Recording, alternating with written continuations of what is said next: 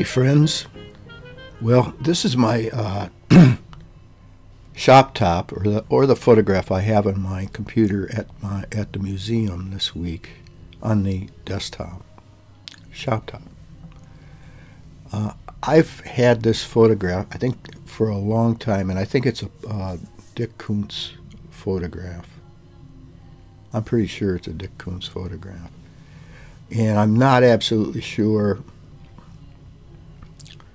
where this was or what this group of women represented, what organization they represented. I'm only guessing that it was the Vermilion Women's League back in, I'm guessing, around 1950, maybe a little later than that.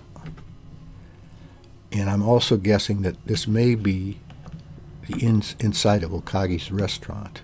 But again, I'm guessing, so I want to make that clear. I recognize some, but not all, the women in this photograph, and you may recognize more than I do.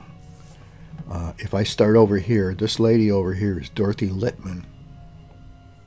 Dorothy was big in these sorts of organizations, women's organizations, and in politics years back. Dorothy and her husband Bill owned the Littman News Service, which is where the olive scene is today in Vermilion and Liberty. Okay, next to Dorothy is Ethel Swanbeck, and at the time Ethel Swanbeck probably was a state representative from Erie County or this area down in the state legislature. Excuse me. The lady next to her here is Belva Jeffrey, Doc Jeffrey's wife.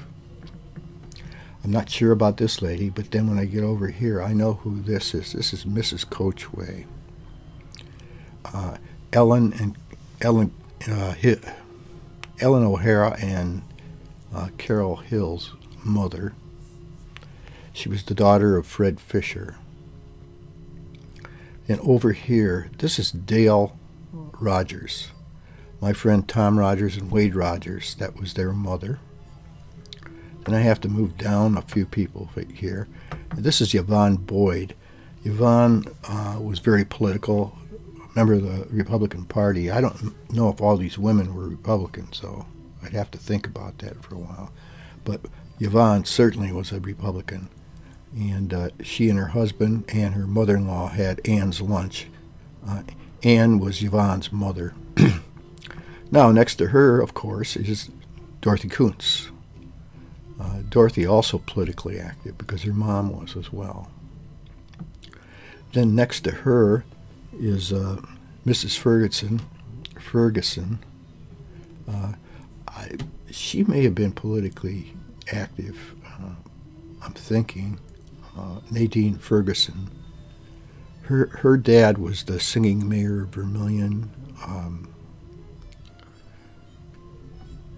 at one time. I can't remember his last name, for it escapes me right at the minute. Maybe I'll get back to it before I get through. Okay. Over here is Mary Raprick. Then moving down here is Eleanor Orth. Eleanor Orth also later on, I don't know at this time, she may at this time have owned the newsstand with her husband, the same newsstand that Dorothy Littman had owned. I remember her quite well. And here, of course, is Betty Trinner, Vermilion historian. I have to move through here. I'm not sure about who all of these women are. Someone, I think, mentioned that this is Mrs. Roth. If it is, it's not the Mrs. Roth that I remember, but she's pretty, so I'm guessing it's probably Mrs. Roth. I moved down here to Mrs. Sanderson. Her I recognize. She was a very pretty woman as well.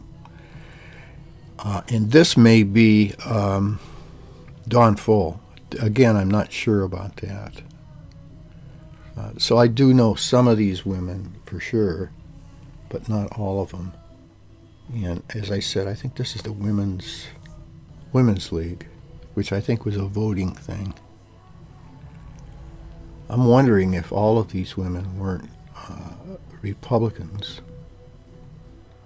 It could have been at that time. It's a good picture. It's an interesting picture, and I've never really been able to use it because I don't know all of the women in here, and I'm not sure.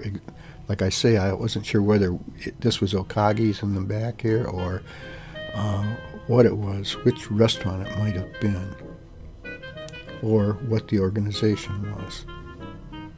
Someday I'll find out, though, and I'll let you know.